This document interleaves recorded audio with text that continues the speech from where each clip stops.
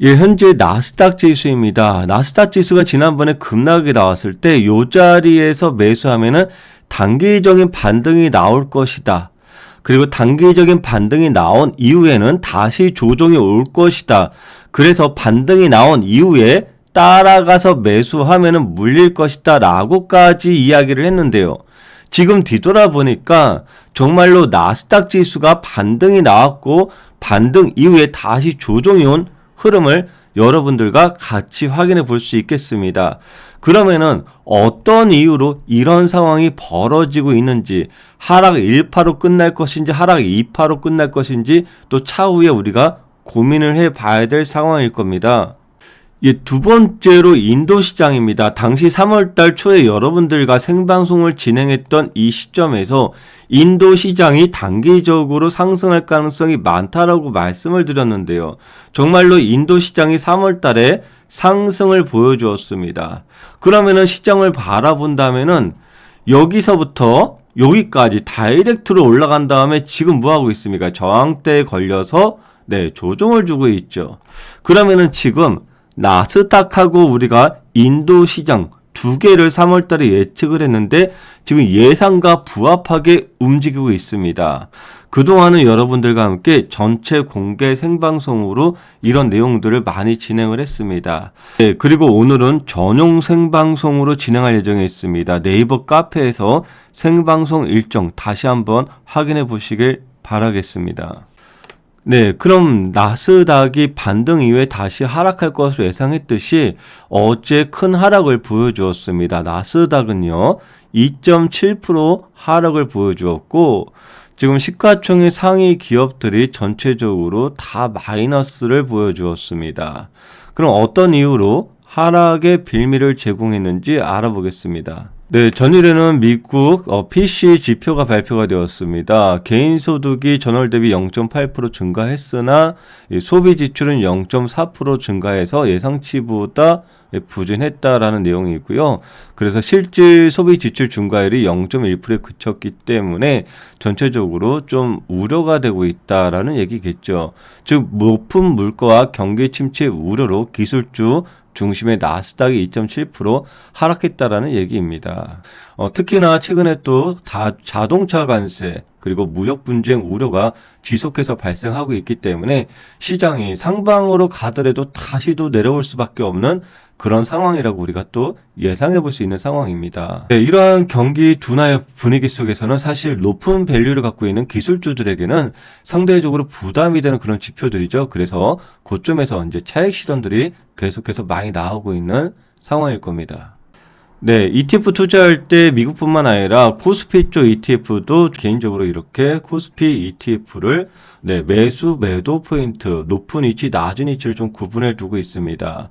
네, 왼쪽에 보면은요, 여기 빨간색 쪽이 매수 포인트고요. 여기 파란색 쪽이 매도 포인트.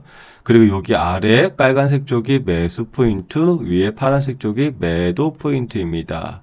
어떻게 이렇게 좀 잡아두냐면은 전체적으로 우리 코스피 시장의 특징이 무엇냐면은 이 횡보 장세가 많이 있고 한 칸 한 칸씩 움직입니다.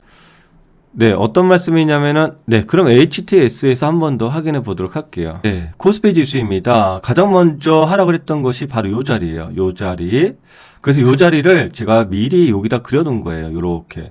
그래서 이 자리가 중요한 지지 라인이구나라는 것을 미리 예상을 하고서 그래서 이쪽에다가 이제 빨간색을 그려놓는 거죠. 그래서 이쪽에서 매수를 한다. 그런데 이제 상승이라는 것은 제한되어 있기 때문에 어디까지 상승을 주로 하느냐? 바로 여기까지예요. 여기까지. 그래서 여기 쪽까지 반등이 올라오면은 매도를 쳐야 돼요. 왜 여기냐? 이게 이제 중요한 거거든요. 근데 이것은 정해져 있는 규칙이 있기 때문에 여기라고 미리 말씀을 드렸던 거죠. 그러면은 다음에 이제 평생 이것이 지금 어떻게 됩니까? 박스권이죠. 평생 박스권으로 갈 수 없기 때문에 요 한 칸을 잘 기억하셔야 돼요. 그럼 요 한 칸을 제가 그대로 복사를 그때도 한번 했잖아요. 항상 그대로 복사해서 갑니다. 네, 요렇게 오는 거죠. 그러면은 무엇이 다릅니까? 네, 그렇죠. 여기가 매수인데, 그렇죠? 여기 한 칸까지 올라가면 무너지죠, 자꾸. 올라가면 또 내려오니까, 여기가, 지지 라인이 되는 거예요. 그러면 한 칸 위에 올라가면 사면 어떻게 돼요? 또 무너질 수 있겠죠. 이때처럼. 네, 또 올라가죠. 여기서 사면은 무너질 수도 있겠죠. 이때처럼. 그런 부분들 때문에 신기하지 않습니까, 여러분들? 주가가 지금 이게 약 3개월 정도 되잖아요. 하나씩 움직이는 거야. 이 공간 정도로. 네. 그래서 어떠한 규칙들이 있다라는 것을 제가 말씀을 드리는 건데, 대신 이것을 애우면 안 돼요. 절대로 애우면 안 되죠. 왜냐하면은 이 시장이라는 것은 생물체처럼 살아 움직이는 것이기 때문에 애우진 않는 거죠. 하지만 이것을 활용해서 이런 생각을 한다는 것이죠. 왜 이걸 그려놓느냐. 간단한 거거든요. 이렇게 내려가면 뭐예요? 공포와 무섭잖아요. 하지만 이미 내려와 버렸다. 그러면 이미 매도하기 늦은 거 아니겠습니까? 네, 왜냐? 지난번에 여기서 알려드렸던 것처럼 된 거 아니에요. 그래서 단기적으로 기술적 반등이 나올 것이다 라고 얘기를 하는 거죠. 팔려면 기술적 반등이 한 칸 정도 올라왔을 때 물량을 줄여주면 된다라는 것이잖아요. 이해가 되셨죠? 그렇기 때문에 이런 것을 그려두는 거예요. 이걸 그려두면 또 하나의 차이가 뭐가 있냐면은 주가가 쫙 올라가면 어떤 얘기가 나오냐 뉴스에서 전체적으로 시장이 이제 안정화가 된 것 같습니다. 이제 투자를 좀 해보세요 라고 얘기가 나와요. 언제 얘기가 나온다고요? 주가가 올라가면 그런 얘기가 나온다고요. 악재도 좀 사라지고 그 사람들은 가만히 기다리고 있다가 그런 안정적인 뉴스가 나오면은 그때서야 이제 시장에 진입하려고 그래요. 그러면은 어떤 상태에서 진입하느냐? 그 당시에 악재가 있을 때를 지나서 안정될 때 이때 투자하니까 내가 사면 또 물리네. 내가 사면 또 물리네. 얼마 전에도 시장이 안정화되고 또 이렇게 올라가니까 내가 사면 또 물리네. 그런 게 계속 나오는 거예요. 결국엔 엇박자를 계속 탄다라는 얘기겠죠.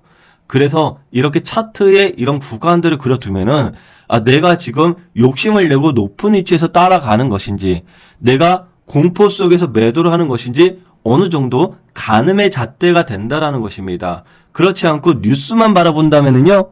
뉴스 기사 한 줄 한 줄에 나의 매수 매도가 움직이기 때문에 결국에 세력들에 당하는 것이 코스피다라고 말씀을 드리는 거예요. 그래서 절대로 뉴스를 맹신하면 안 되고 자기만의 기준을 가져가야 된다고 끝없이 얘기를 하는 것이죠. 네, 지난번에 나스닥도 제가 똑같이 이때로 말씀드렸을 겁니다. 생방송 오신 분들은 모두 다 알고 계시겠지만 나스닥이 이렇게 하락을 했을 때요. 하락을 했을 때 바로 요 자리입니다. 이 자리에서는 매도를 하면 안 되고 단기적인 반등이 나올 수 있을 것이다 라고 말씀을 드렸잖아요.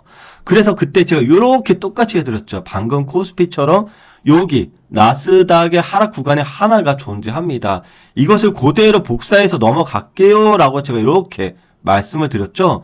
그래서 요 자리까지 이미 다 내려왔기 때문에 반등이 나올 것이다 기술적으로. 그래서 기술적으로 여러분들 가까이 보시면은 어떻습니까? 네, 가까이 가볼게요. 네, 이렇게 내려가면 여기가 공포거든요. 이 공포의 자리에서 매도하면은 내가 팔면은 올라간 애죠. 또 반대로예요. 이렇게 올라왔는데 따라가면 물린다라는 걸 이미 이 자리에서 예상을 다 하고 간 거였잖아요. 되게 신기하지 않습니까? 이것이 사람의 심리를 이겨낼 수 있는 여러 가지 방법 중에 하나가 바로 이 내용인 거예요. 여러분들 오늘 PC 지표가 잘 나올지 나쁘게 나올지 트럼프가 관세를 또 내일 때릴지 안 때릴지 4월 2일에 관세를 적게 할지 많이 할지 수많은 변수가 있습니다.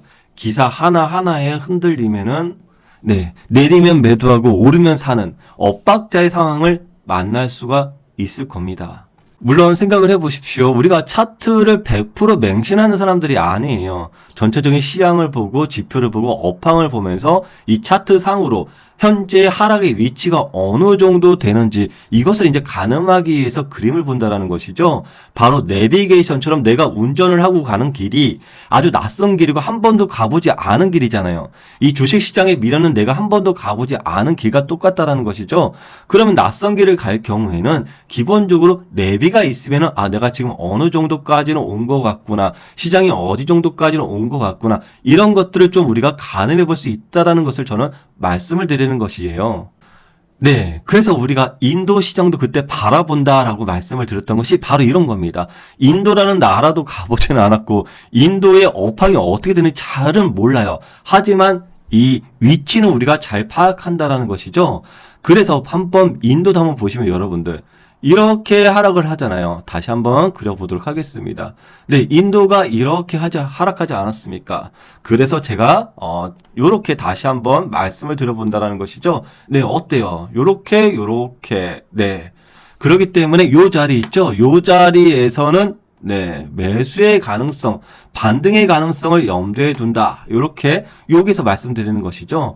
그런데 이미 인도가 이렇게 올라오면요, 기사가 나옵니다. 다시 봐야 한다, 인도. 이런 얘기들이 지금 나올 거예요. 올라오니까, 특히나 3월달 전체적으로 대부분의 나라들이 하락을 보여주었는데, 인도만 3월달에 이렇게 올라오니까 기사들이 나올 거예요.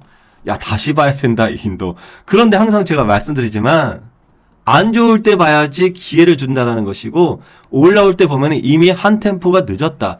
그러면 어떻게 올라오기 전에 그런 것들을 가늠할 수 있느냐? 지금 알려드린 몇 가지도 안 돼요. 요거만 보더라도 어느 정도 가능성 있는 부분들을 스케치하신 분도 계실 수가 있을 겁니다. 네, 그러나 절대로 차트를 이런 식으로 외워서는 안 됩니다, 여러분들. 이 시대 상황과 이 국면이니까 제가 이렇게 복사해서 이런 식으로 말씀을 드린 것이고, 다른 시장 상황, 다른 국면에서는 조금 다르게 봐야 되는 거예요. 응용을 해야 된다는 것이죠. 거기에서 이제 차이가 나는 거예요. 차트를 보지 말아야 된다라고 말씀하시는 분들은 이렇게 얘기를 하는 거고, 차트가 큰 도움이 된다 하는 분들은 어느 정도 응용을 할 수 있기 때문에 도움이 되는 것이다라고 말씀을 드리고 있습니다. 예, 제가 토요일날 여러분들과 차트 공부를 말씀드리는 거 아니고, 차트는 저희 차트팬 멤버십에서 별도로 따로 공부를 하고 있습니다. 오늘 전체 이런 녹화 영상에서는 이 미시장의 하락의 원인, 그리고 미리 사전에 저희가 다시 하락할 거라고, 이렇게 상승을 하면은 다시 하락할 거라고 예상했듯이 이렇게 다시 하락을 해 주었습니다. 그러면은 이제 이미 하락을 한 것이겠죠? 그러면은 앞으로 어떤 전략으로 미시장을 우리가 바라봐야 되느냐, 오늘 전용 생방송에서 그 내용을 다시 한번 여러분들과 공유해 보도록 하겠습니다. 네, 지금까지 배당의 만장이었습니다. 감사합니다.